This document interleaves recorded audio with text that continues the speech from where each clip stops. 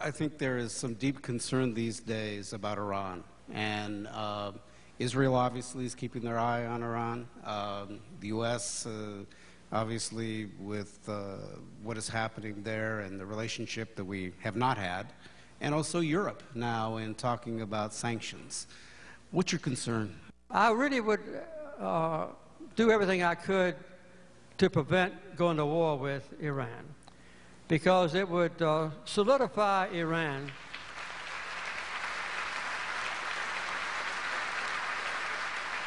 Iran is a divided country now, and that might bring an end to the present regime.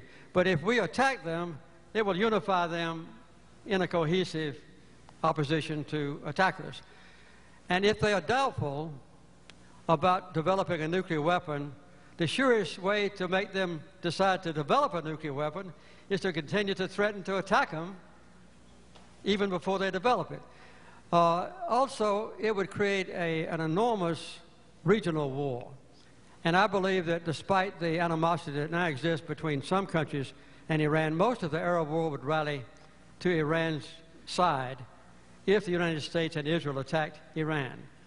So the best approach is to do everything we can to prevent them reaching a nuclear capability with economic sanctions and reaching out to them whenever possible. You spent so much time, and your wife as well, traveling the world. I'm curious, what do you learn? What have you learned? What do you take away from each visit that you have in countries that maybe you'd never been to before? Well, after I left the White House, it was a completely different world for me in many ways, but in many ways also a better one. And I would say that the main thing I've learned in building homes for poor people through Habitat for Humanity, we just built 100 homes in Haiti in November. We're going to be going back again this year. We do that every year.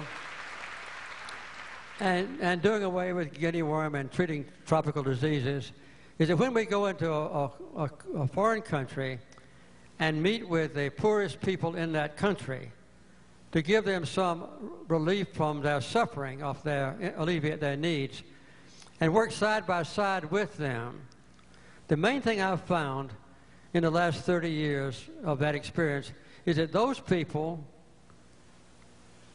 are just as intelligent as I am, and just as hardworking as I am, and just as ambitious as I am, and their family values are just as good as mine. And so I've found that they are equal to me in every human way, and we ought not to underestimate them.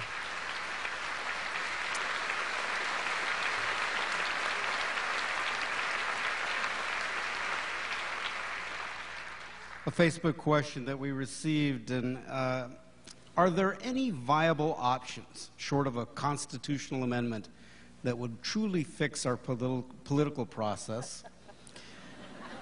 That would be good. Yes. And that would also include removing money and restoring some balance to the whole process. Well, I just remember how much things have changed since I ran for president against an incumbent president, a very wonderful man named Gerald Ford. And then 4 years later, I ran against Governor Ronald Reagan from California. And there was no negative advertising. We referred to each other as my distinguished opponent. And there was no massive infusion of money. In fact, you know how much Ford and Reagan and I raised from private contributions? Zero. We didn't raise a single penny. And we spent the $2 per person checkoff that people do on income tax. And that's all we spent. So we didn't have money to waste on negative advertising. So I think that what happened in our country the last 30 years is that increasingly, particularly with the Supreme Court's stupid decision of 2 years ago,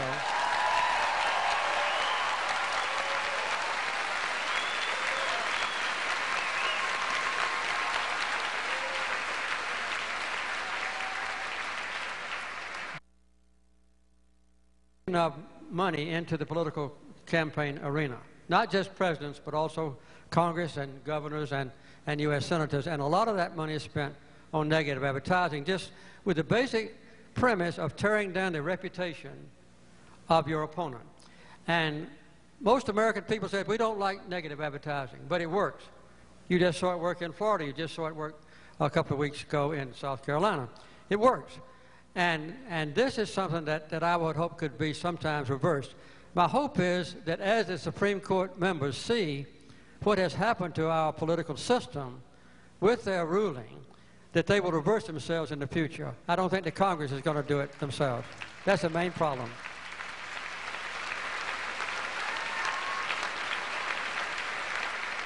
All right, let's take another question from the audience. Rob Harris, CEO of PMI. It's a local company. Rob?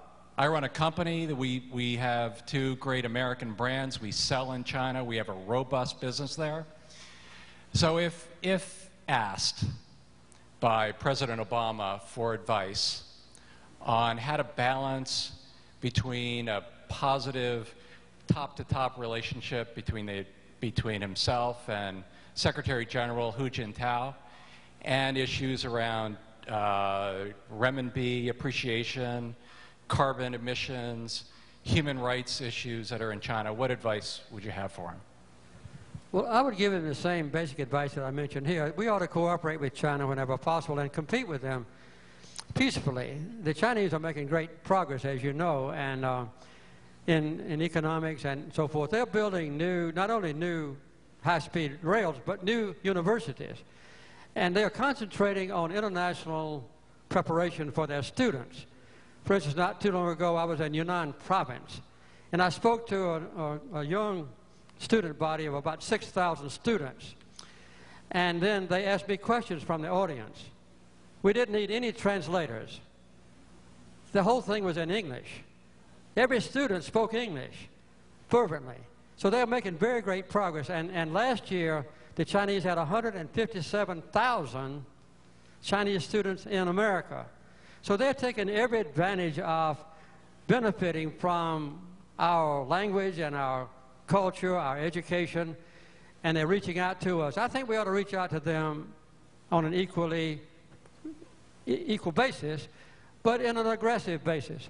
And I think the best solution to our friction, and there's a good bit of it, is to have some kind of a high-level, unofficial body that I just described, the 6 wise men that we had when I was president with Japan. There's a similar problem there. And I think a small group, maybe 5 men and women from America, 5 men and women from China, could meet every 2 or 3 months and discuss the major issues and report back to President Obama and to Hu Jintao or Xi Jinping in the future, would be a very good way to alleviate tension. As you know, the Chinese currency has been escalating in value slowly but steadily. It's increased about 20% in the last 4 years. So they're trying to do something about it in a way, but they want to preserve their own superior position economically.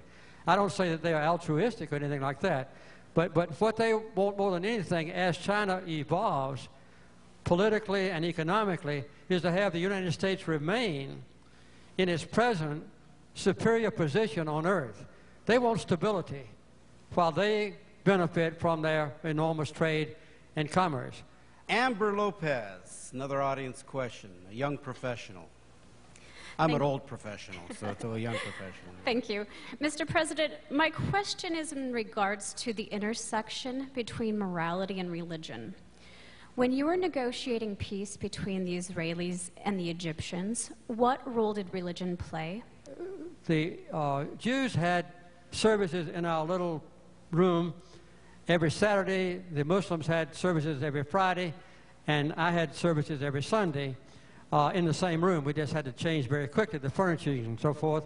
But we all were deeply religious men. In fact, Sadat had a brown circle on his head where he had prayed since he was a little boy by putting his forehead on the ground. And Begin was also the first prime minister in Israel who was really deeply religious. So that was a very important element of it. Morality, I think you meant to say in politics, is a very important point. I never have known any conflict basically between my own obligations as a president and my obligations as a Christian. We worship the Prince of Peace, And that's why I emphasized peace while I was in office. For instance, there was one, I have to tell you the truth, there was one problem that I had, and the audience might not like this, but that was the subject of abortion. I never have believed in my religion that we should be free with abortions. And I didn't agree with the Roe versus Wade ruling. And I did everything I could while I was president to minimize the need for abortion while still upholding the ruling of the Supreme Court, which I was sworn to do. So I did everything I could to minimize the need for abortion by liberalizing and making it easy to adopt children who were not wanted by their mother. The number one cause of abortions is when a mother, faced with having a baby that she cannot feed and support, wants to get rid of the baby. And so to give them support and to make it easy to adopt. But that's the only conflict that I ever had when I was in office between my political obligations and my religious faith. I understand that, and this is in your latest book, that square dancing played a major role in your political career. Would you explain that? Okay, I'll make this statement and I'll explain it. If it hadn't been for square dancing, I would not be president. Okay, now I'll explain it. When I came home from the Navy, I was a submarine officer, and I came home from the Navy, we joined a square dancing club that had people come, about 100 of us, every Friday night. And then we would go to state conventions. We became expert square dancers. And these square dance friends came from 7 different counties around where we lived. And later, when I decided to run for the state senate, it just happened that the state senate district took in those same 7 counties. So I had 100 friends that campaigned for me, and I won by 67 votes. And if I had lost my state senate race, I never would have run for office again. So if I hadn't been a square dancer, I would not have been elected to the state senate, I would not have been governor, I would not have been president.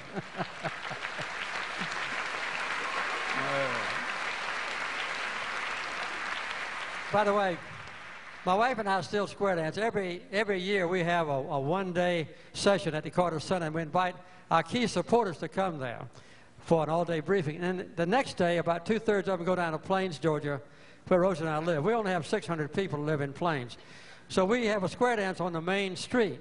So we block all the traffic for a couple hours, and 2 or 3 cars have to go around. So we still square dance every year. Yeah. With his new set of knees, the former president plans to keep on square dancing with Mrs. Carter and traveling the world to bring peace, hope, and stability.